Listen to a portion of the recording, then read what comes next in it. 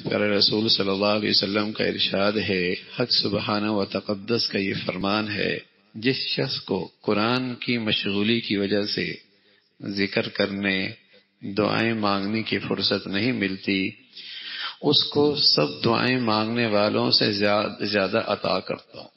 قرآن مجید میں اتنا مشغول ہے کہ اور کوئی ذکر کا موقع نہیں ملتا، اور کوئی دعاؤں کا وقت نہیں ملتا۔ تو پیارے رسول صلی اللہ علیہ وسلم نے فرمایا، اللہ کہتے ہیں اللہ جو دعائیں مانگتا ہے ان سب سے زیادہ اسے دیتا ہوں جو قرآن کی تلاوت میں مشغول رہتا، اسے سب سے زیادہ دیتا ہوں۔ قرآن مجید کی مشغولی کی وجہ سے ذکر کرنے، دعائیں مانگنے کی فرصت نہیں ملتی، اس کو سب دعائیں مانگنے والوں سے زیادہ عطا کرتا ہوں۔ اللہ جل شانہ کے کلام کو سب کلاموں پر ایسی فضیلت ہے جیسے خود حق تعالی شانہ کو تمام مخلوق پر۔ جیسے اللہ بادشاہوں کا بادشاہ ہے، ایسے ہی اس کا کلام بھی بادشاہوں کا کلام، بادشاہوں کے کلاموں کا بادشاہ۔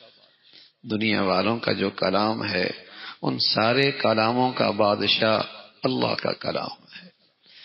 یہ کلام اللہ ہے۔ جس شخص کو قرآن پاک کی یاد کرنے، جاننے، سمجھنے میں، تلاوت کرنے میں اس درجے مشغولی ہے، کسی دوسرے دعا وغیرہ مانگنے کا وقت نہیں ملتا، تو میں دعا مانگنے والوں کے مانگنے سے بھی افضل چیز ان کو عطا کروں گا۔ عقبہ ابن عامر فرماتے ہیں، پیارے رسول صلی اللہ علیہ وسلم تشریف لائے، ہم لوگ صفہ میں بیٹھے تھے۔ صفہ ایک درسگاہ تھی جہاں تعلیم و تعلم کا ماحول ہوتا تھا، لوگ پڑھاتے تھے، پڑھتے تھے۔ یہ پیارے رسول صلی اللہ علیہ وسلم کی مدینہ منورہ کی پہلی درسگاہ ہے جہاں آپ علیہ الصلوۃ والسلام پڑھاتے، معلم اعظم تھے، اور صحابہ سبحان اللہ اس امت کے سب سے شاندار صفات والے طالب علم تھے۔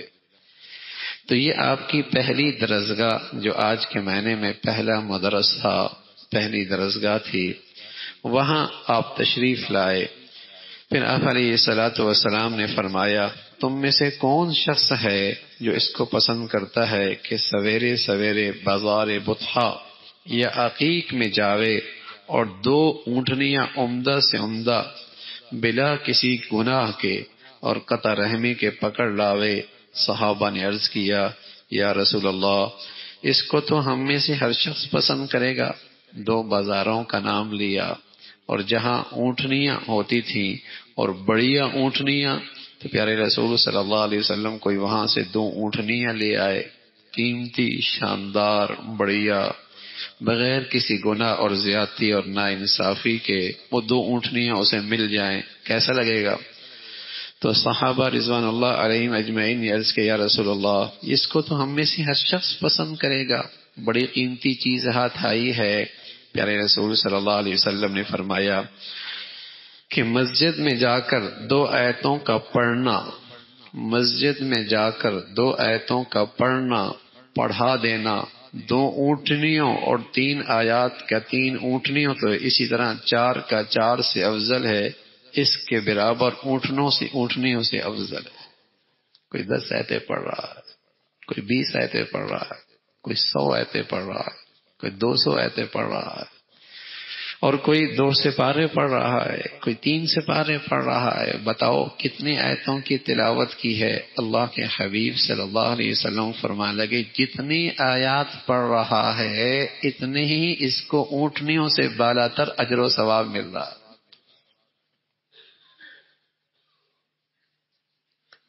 میرے عزیزو، زندگی بہت تھوڑی سی ہے، بہت تھوڑی سی، اور اتنی تھوڑی ہے کہ اللہ کریم کہہ رہا ہے کأنہم یرونہا لم یلبثوا الا عشیۃ او ضحاہا۔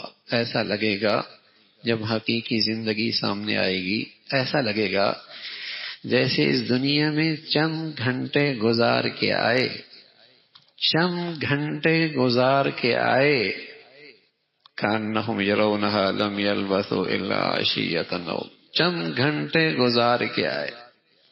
زندگی بہت تھوڑی ہے لیکن قیمتی بہت ہے، قیمتی بہت ہے۔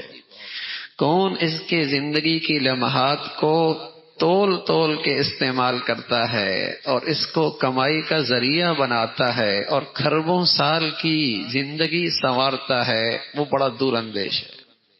بہت تھوڑی سی زندگی ہے، بہت معمولی زندگی ہے، اور میرے اور آپ کے دائیں بائیں کتنے ہیں بھائی؟ چلے گئے نا، چلے گئے۔ میں ایسا تھا، میں ویسا تھا، میاں کل پتہ چلے گا تم کیسے تھے۔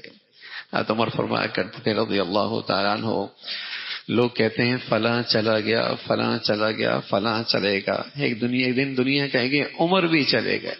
ہم بھی کہتے ہیں فلاں چلا گیا، فلاں چلا گیا، فلاں چلا گیا، کل دنیا ہمارے بارے میں بھی کہے گی یہ بھی چلا گیا، اور ایک وقت آئے گا کہ زبان پہ اس کے تذکرے بھی مٹ جائیں گے۔ یہ تو حقیقت ہے اس دنیا کی۔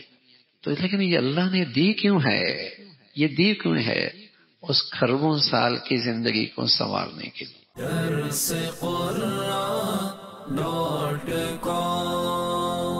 www.darsequran.com